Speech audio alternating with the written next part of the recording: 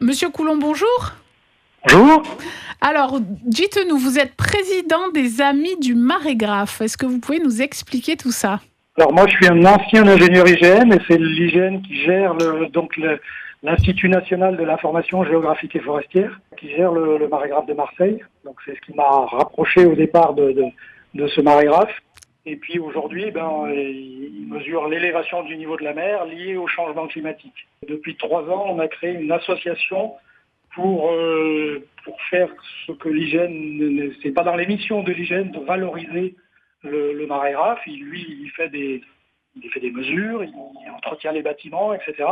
Mais tout ce qui est communication, c'est pas ses missions. Et donc c'est notre association qui s'occupe de ça depuis 2021. Et donc vous rencontrez un succès pour les rares fois où vous pouvez ouvrir les portes de ce marégraphe, c'est ça? On essaye de le faire connaître le plus possible. Moi je l'ai ouvert en tant qu'ingénieur IGN depuis 2013. Dès le début, on a eu énormément de succès.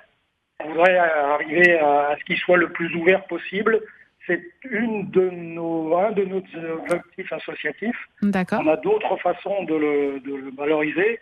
Il y a notamment sur notre site internet 2 visites virtuelles, une qui est relativement récente et très très riche. Vous avez parlé de bande dessinée, on intervient dans les classes, des manifestations organisées par le Parc des Calanques. En général, les Marseillais connaissent l'existence, mais ils ne savent pas tout ce qui se passe à l'intérieur. Et oui, c'est ça, c'est que... Et si les Marseillais qui veulent justement vous aider dans cette tâche-là, est-ce que vous recrutez des adhérents de l'association ou est-ce qu'on peut... Oui, comment on peut... Aujourd'hui, on est 170 à peu près, Mm-hmm. mais voilà, on grandit. Et si on veut ouvrir le marégraphe beaucoup plus dans les années à venir, il faut être plus nombreux. Il n'y a pas besoin d'être scientifique. Ah oui, voilà, j'allais vous demander le profil qu'il fallait. Ami du marégraphe. Ouais. On a, si vous voulez adhérer, on est sur la plateforme Eloasso, c'est le moyen le plus simple.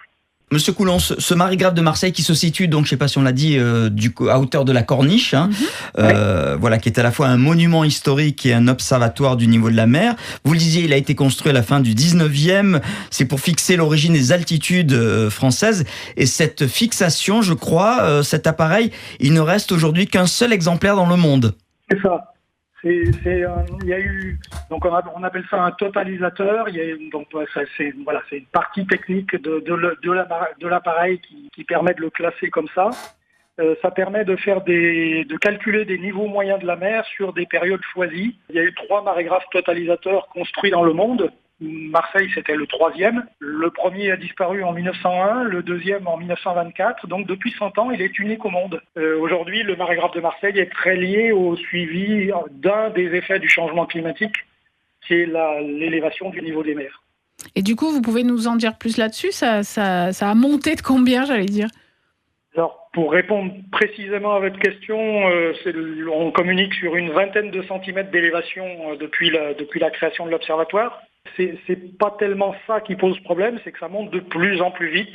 Au cours du XXe siècle, on était sur une moyenne d'1,3 mm par an. Ça paraît pas grand-chose, mais ça finit par faire beaucoup d'élévation. Et aujourd'hui, au marégraphe de Marseille, on a une élévation qui est sur les 40 dernières années de 3 mm, 3,2.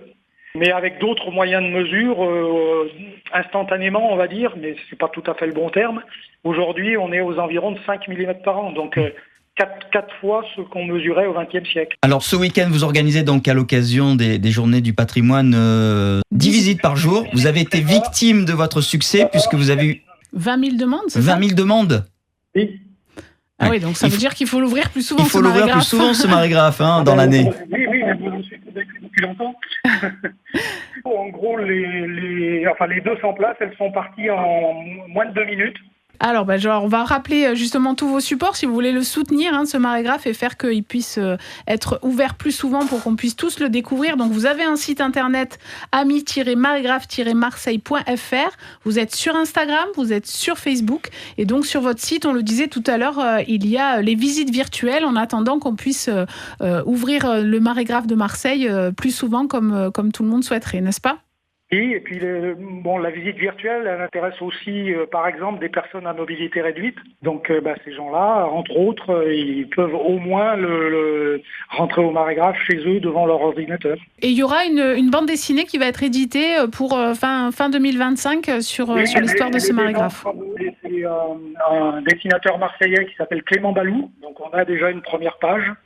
Il doit nous fournir 12 pages d'ici le mois d'octobre. Et puis, on est en train de chercher un éditeur aussi en même temps. D'accord, on peut lancer un appel s'il y a des éditeurs à l'écoute. Elle n'est pas entièrement financée. Et on espère pouvoir vendre une partie des exemplaires et distribuer gratuitement avec des subventions une plus grande partie encore dans tous les établissements scolaires sur la région. Merci beaucoup, Monsieur Coulon. Merci de nous avoir éclairé sur le Marégraphe. On reviendra vers vous pour parler justement des différentes actualités et de la sortie notamment de cet album bande dessinée. Merci. Très volontiers. Merci.